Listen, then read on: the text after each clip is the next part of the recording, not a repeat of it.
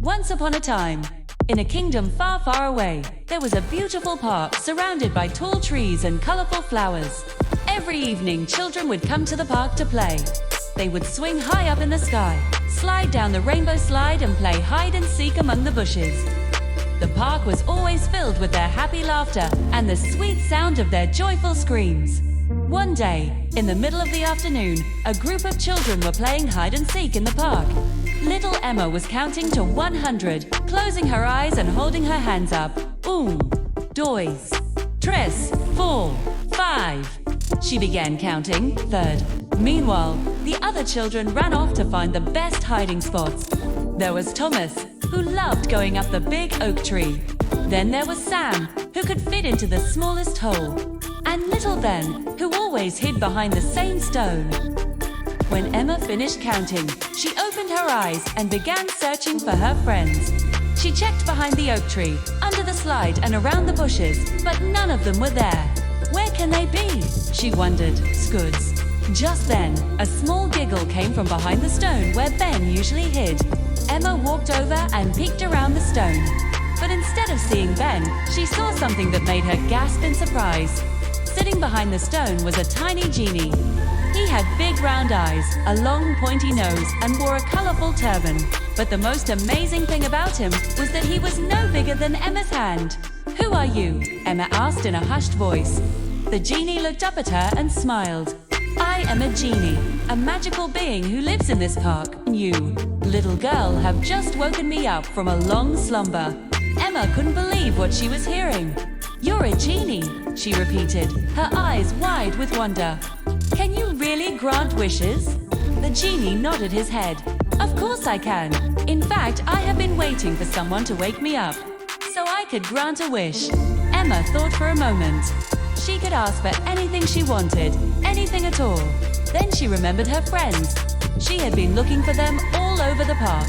And now it was getting dark. She didn't want to scare them, but she also didn't want them to get lost in the dark. "I want my friends to find me," she told the genie. "Oh, but why wait till tomorrow?" the genie asked. "I can make it happen right now."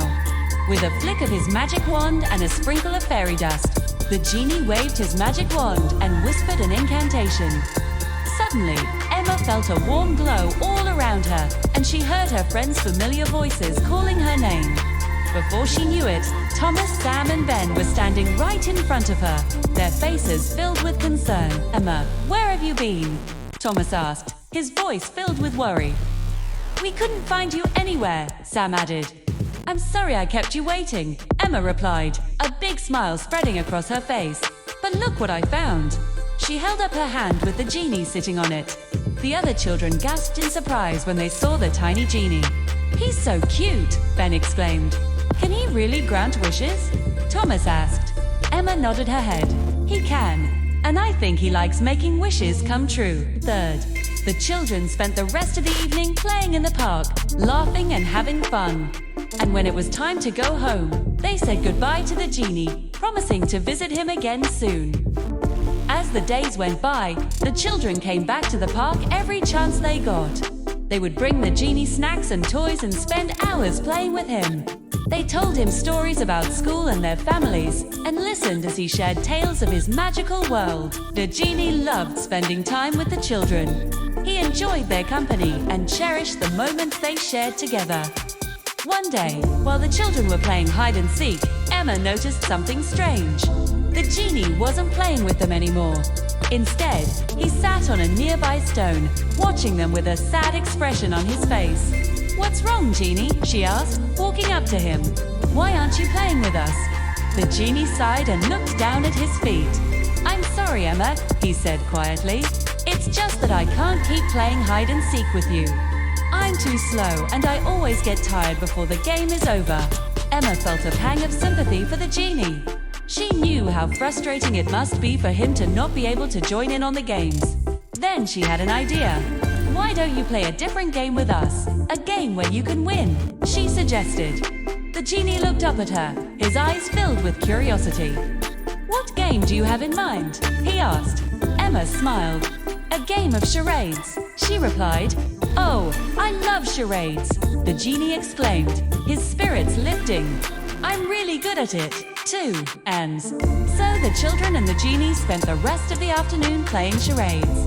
The genie was indeed very good at the game. He could mimic animals, actions, and even emotions with perfect accuracy. The children roared with laughter as he mimed a dog chasing its tail or pretended to be a bird taking flight. As the sun began to set, Emma and her friends gathered around the genie. "Thank you for playing with us today," Emma said, her voice filled with gratitude. "It was really fun." "You're welcome," the genie replied. "I had a wonderful time playing with you all." As the children prepared to leave, Thomas turned to the genie. "Hey Genie," he said, "can you do me a favor?" "Of course, Thomas," the genie replied. "Ask away." "Well," Thomas said, "you're really good at acting. Do you think you could put on a show for us sometime? Like a real magic show with all sorts of amazing tricks and illusions?" The genie's eyes widened in surprise. "A magic show," he whispered, his voice filled with excitement. I've always wanted to do that." "Really?" Emma asked. "You could put on a show for everyone in the park. I'm sure they would love it." The genie thought for a moment. It would be amazing to perform for everyone in the park, to show off his skills and make them laugh and gasp in amazement. But he also knew that he couldn't do it without the help of Emma and her friends. "I can't do this alone," he told them. "I need your help." The children were more than happy to help. They spent the next few days practicing with the genie, helping him refine his tricks and prepare for his big show. They made posters and invited everyone in the neighborhood to come and watch. On the day of the show, the entire park was filled with people. The children and the genie had worked so hard to make it a success, and all their efforts were about to pay off. As the genie took to the stage, the crowd roared with applause. He began his show with a bang, pulling endless scarves from his sleeves, making doves appear and vanish from thin air, and even transforming a simple flower into a beautiful butterfly. The audience was in awe. They gasped and cheered and laughed at his jokes. But the genie knew that the show wouldn't be complete without the help of his young friends. As the grand finale approached, he called Emma, Thomas, and Sam onto the stage. Together, they performed an act that left the audience spellbound. Emma levitated above the ground. Thomas disappeared and reappeared in different costumes, and Sam pulled a giant red carpet out of a tiny box. When the show was over, the crowd stood and cheered for a full 5 minutes. The genie and the children took a deep bow, their hearts filled with pride and accomplishment. "It was the best magic show I've ever seen," a woman said to her husband as they walked away. "I couldn't believe those kids were actually flying," a man said, shaking his head in disbelief. "Me neither," his wife replied. It was pure magic. The genie and the children watched as the crowd slowly dispersed. They had done it. They had put on the most amazing magic show the park had ever seen. "I told you you could do it," Emma said to the genie, a big smile on her face. "You were right, Emma," the genie replied. "I couldn't have done it without you and your friends. Thank you for helping me." As the sun began to set, Emma and her friends said goodbye to the genie.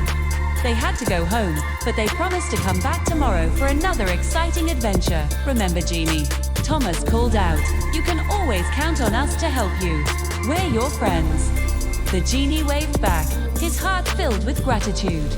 He was no longer lonely or bored. He had found true friendship in the most unexpected place. And as the stars twinkled above him, he knew that his life would never be the same again.